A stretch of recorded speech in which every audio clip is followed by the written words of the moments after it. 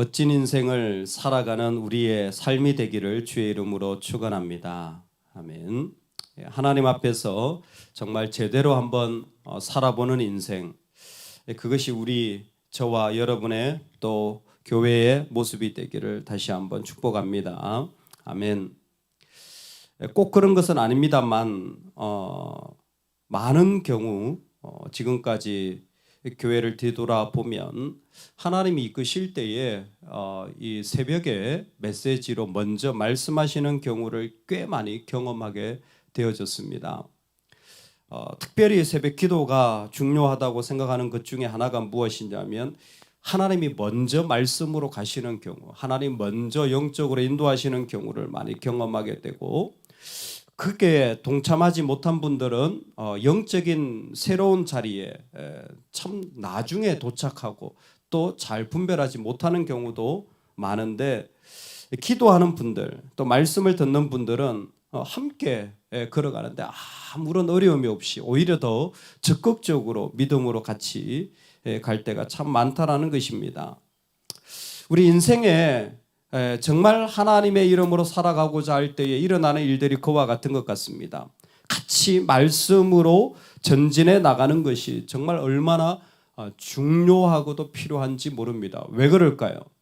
여러분, 이 땅에서 우리 믿는 한 사람 한 사람은 그냥 나 한 사람은 그냥 내가 믿지 하는 정도로 세워진 것이 아닌 것 같아요. 그냥 내가 기도해야지 하는 정도로 세워진 존재가 아닌 것 같습니다. 창세기적인 시각을 빌리자면 우리는 하나님과 함께 걸어가고 동행해야 될 사람인 것 같습니다.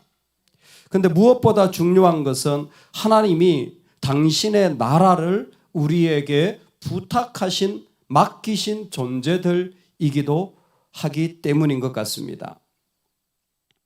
오늘 우리가 아브라함과 아비멜렉의 이야기를 보게 됩니다. 첫 번째 느낌은 지난번에도 이랬는데 애굽에 내려가서 자기 부인을 누이라고 그러지 않았습니까? 근데 오늘 얘기는 조금 다른 버전이긴 합니다만 비슷한 이야기입니다. 아비멜렉은 왕이라는 의미입니다.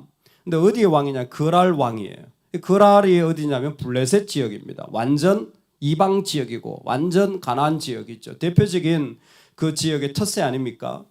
오늘날의 팔레스타인이라는 말이 바로 블레셋이라는 말에서 유래된 똑같은 말입니다. 그러니까 팔레스타인 지역하면 블레셋 땅이라는 말이에요. 똑같은 말이에요. 그러니까 지금까지도 역사적으로 대단히 그 지역에 오랫동안 거주한 지역에 가니까 아브라함은 더 겁이 났을지 모릅니다. 그래서 실제로도 이복 누이였기 때문에 나를 오빠라 불러라, 남편이라 부르지 말라. 그러니까 부부들은 용어를 바꿔야 돼요. 남편을 오빠라 부르는 분들은 다 여보라고 바꾸셔야 돼요. 아마 그렇게 했겠죠. 오빠라 불러라. 그러면 우리가 좀 이렇게 부부가 아닌 것 같고, 그러면 내가 또 혹시 그 가운데서 살지 않겠느냐. 참 못났어요. 어떻게 이렇게 못났을 수가 있을까? 자기 살고자. 근데 가만히 보면요, 아브라함 이야기가 우리 이야기일 때가 너무 많아요. 참 어떻게든 그냥 나 살고자, 우리 살고자, 그냥 내 자식 살고자에만 연연해야 하는 인생이 얼마나 많은지 몰라요. 그러다가 그냥 인생이 끝나는 거죠. 자기가 살고자 그냥 그 일로 말미암아 이 부인을 누이라고 그렇게 이야기하니까 아비멜렉이 자연스럽게 그래 너 누이냐? 그러면 내가 후궁을 드려야지. 그래서 후궁으로 드리는 차에 하나님이 나타나십니다. 그래서 야, 너 그러면 너희 집 망한다. 가만둬라. 이렇게 얘기를 하니까 이게 무슨 얘기입니까? 내가 그냥 누이라 그래서 그랬지 제가 부인을 뺏어온 건 아닙니다. 이런 이야기가 전개돼요. 여러분, 이 이야기의 제일 재미있는 이야기가 뭔 줄 아세요? 저는 제일 재미있는 이야기가 마지막이라고 생각을 합니다. 이 이야기가 그래서 돌려주면서 재산도 돌려주고 다 돌려줬어요. 그런데 마지막에 보면 뭐 하냐면 아브라함이 이 아비멜렉을 위해 기도하게 됩니다. 아브라함이 아비멜렉을 위해 기도하게 돼요. 그랬더니 무슨 일이 났냐? 앞에서 등장하지 않은 스토리가 등장했는데 이 왕의 집안에, 그 집안에 있었던 아비멜렉과 그의 아내가 그 아내와 여종을 치료하사 뭐 하겠다냐면 출산하게 하셨다 그랬어요. 그러니까 아마 앞에서 이 아비멜렉이 그냥 이 사례를 데리고 와서 이런 중에 하나님의 이미 심판이 그들 가운데 임했던 것 같아요. 무슨 심판? 불임이라는 심판이 임했던 것 같아요. 그런데 아브라함이 기도하자 아브라함이 하나님께 기도함에 그 여종을 치료하시고 그 아내를 치료하시고 그 아비멜렉을 치료하사 출산하게 하셨으니 여호와께서 이왕에 아브라함의 아내 사라의 일로 아비멜렉의 집에 모든 태를 닫으셨음이더라. 아멘. 이 이야기에 정말 흥미진진한 것은 이렇게 못난 아브라함, 이렇게 바보 같은 아브라함, 이렇게 믿음 없는 아브라함, 또 그 자리에 가서 또 그렇게 사는 아브라함인데도 뭐예요? 하나님이 아브라함의 기도를 통하여서 그 집을 축복하시고 치료하신다라는 거예요. 즉 앞에 이야기까지만 보더라도 아비멜렉이 참 이방인 왕인데도요 순수한 사람이에요. 이 사람이 참 귀한 사람입니다. 하나님의 음성을 들을 줄 알고 그가 하나님을 따를 줄 알아요. 그리고 이 일에서 그가 말한 것처럼 아비멜렉은 참 깨끗한 사람이에요. 어떻게 보면 아브라함보다 더 믿음이 좋은 사람인지 모르겠어요. 그런데도 불구하고 하나님이 아브라함을 의지하여 그 연약하고 부족한 아브라함을 의지하여 하나님의 일을 이루어가고 계시다라는 것입니다. 여러분, 우리가 너무나 부족한데 하나님이 더 믿음 좋을 저 이방 땅에 있는 사람들, 아니면 내 주변에 더 훌륭한 믿음의 사람들을 세우는 것이 아니라 오늘 내가 살아가는 가정에 하나님이 나를 의지하여, 내 교회에 하나님이 나를 의지하여 그들이 그 가운데서 하나님의 일을 경험하도록 세우셨다라는 것입니다. 할렐루야. 여러분, 오늘 우리가 서 있는 자리가 그와 같은 자리. 저희 교회에서 임직식을 하고 이렇게 정말 은혜 가운데 잘 마쳤는데 거기 오신 목사님 한 분이 따로 한번 오셔가지고 저희 카페에서 차를 마시면서 그런 얘기를 하시는 거예요. 표현이 그래요.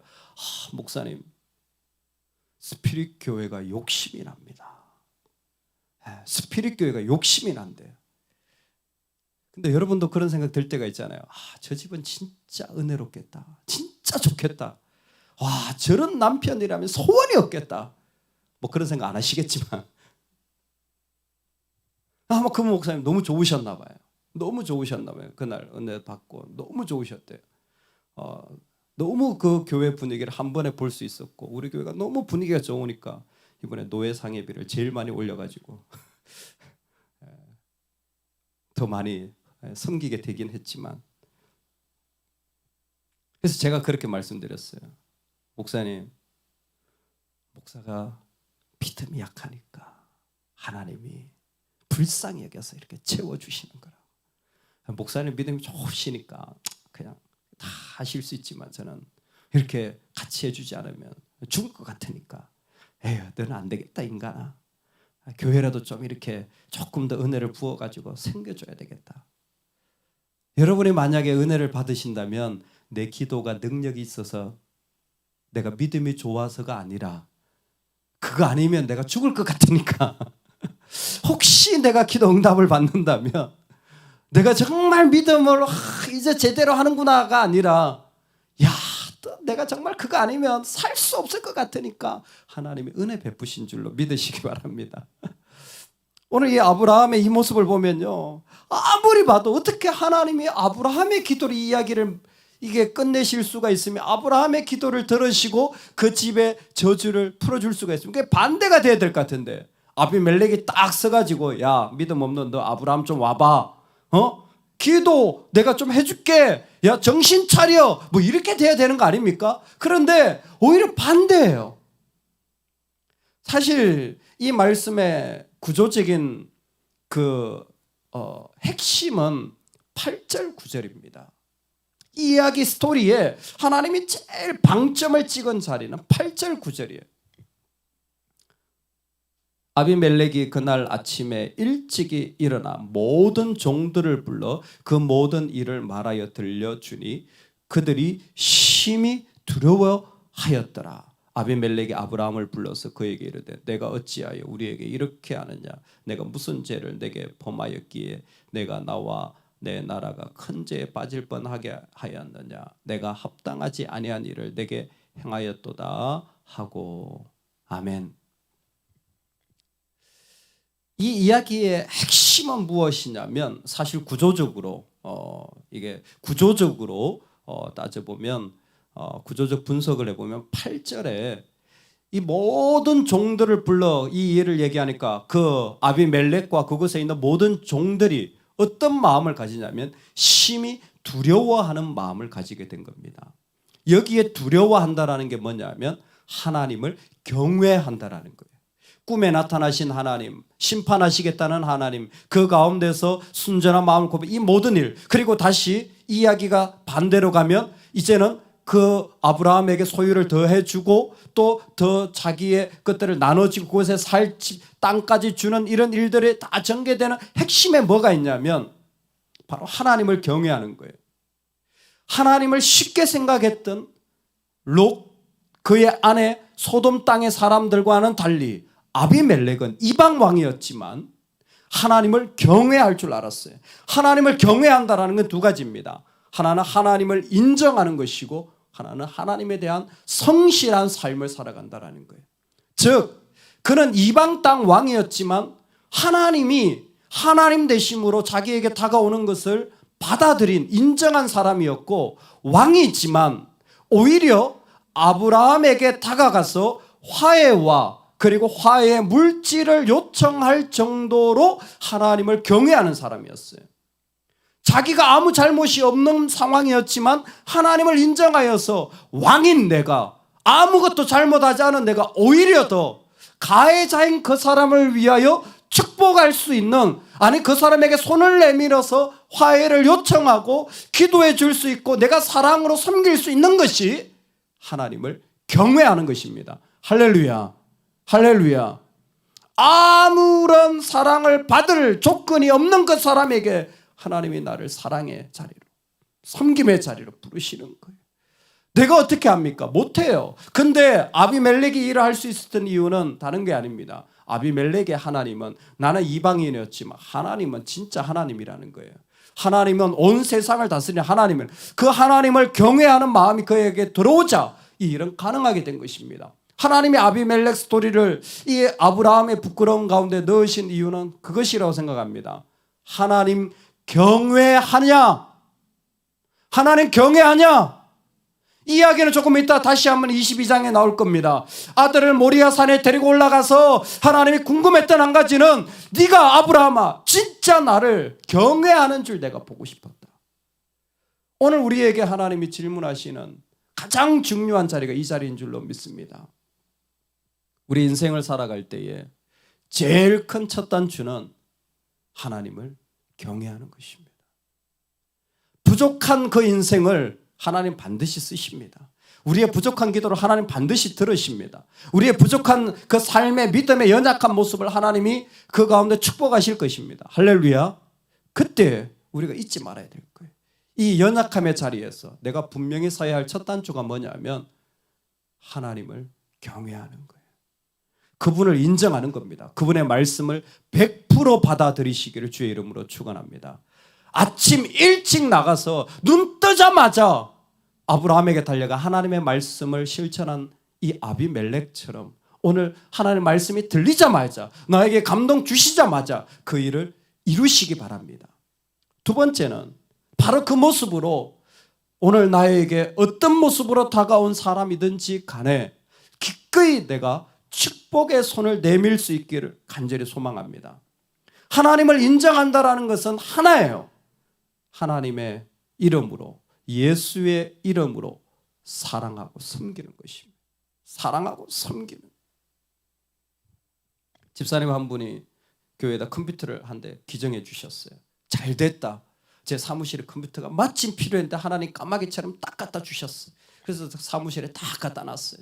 아, 제가 꼭 필요한 그 프로그램을 써야 되는데 컴퓨터가 없어가지고 못 쓰고 있었거든요. 그래서 딱 준비하려고 했는데 우리 북클럽을 하는데 교회 일산에 작은 교회 어려운 목사님 갑자기 한 분이 목사님 이번 주에 영상으로 예배를 다 그게 어려워가지고 영상을 했는데 컴퓨터가 고장이 났대요. 컴퓨터가 고장이 났대요. 하필이면 그 컴퓨터가 고장이 나가지고 목사님 제 사무실에 컴퓨터 하나 있어요. 제가 나중에 써도 되니까 가져가세요. 바로 챙겨가시더라고요. 주는 게 복입니다. 섬기는 게 축복입니다. 사랑하는 게 축복입니다. 할렐루야. 나는 좀 없으면 불편하면 됐죠. 너무 감사한 거예요. 기회를 주신 게. 또 오늘 한 건 했다. 한 번 또 섬겼다. 할렐루야. 오늘 하나님을 경외하는 이 아비멜렉의 마음이 우리가 배워야 될 거라고 말씀하시는 것 같아요. 이 은혜가 저와 여러분에게 있기를 주의 이름으로 축원합니다. 아멘. 우리 같이 한번 기도하겠습니다. 어떻게 연약한 우리를 이런 자리에 세우셨나. 근데 있잖아요. 하나님 우리의 기도를 들으시는 거예요. 그런데 있잖아요. 하나님 우리를 사용하기를 원하시는 거예요. 이 힘든 자리에 믿음 없는 우리를 세우신 것은 다름이 아닙니다. 하나님이 덮으시고 감싸셔서 하나님의 일을 이루어 가실 것이기 때문입니다. 그럴 때 우리가 분명하게 세워져야 될 일은 아비멜렉을 통해 보여준 하나님을 경외하는 자리입니다. 하나님 이 자리에 있게 하여 주옵소서. 하나님 말씀을 온전히 하나도 빠뜨리지 않고 아침 일찍 일어나서 그렇게 실천하였던 하나님을 인정하는 자리, 동시에 성실하게 베풀어서 그 가운데 땅도 주고 그 가운데 천세겔도 주고 가축도 주면서 성실하게 사랑을 베푼 그 마음, 하나님 우리가 가지고 살아가는 하나님 경외로 살아가게 하여 주옵소서. 우리 다 같이 이 제목으로 기도하며 한 날을 시작하겠습니다. 하나님 아버지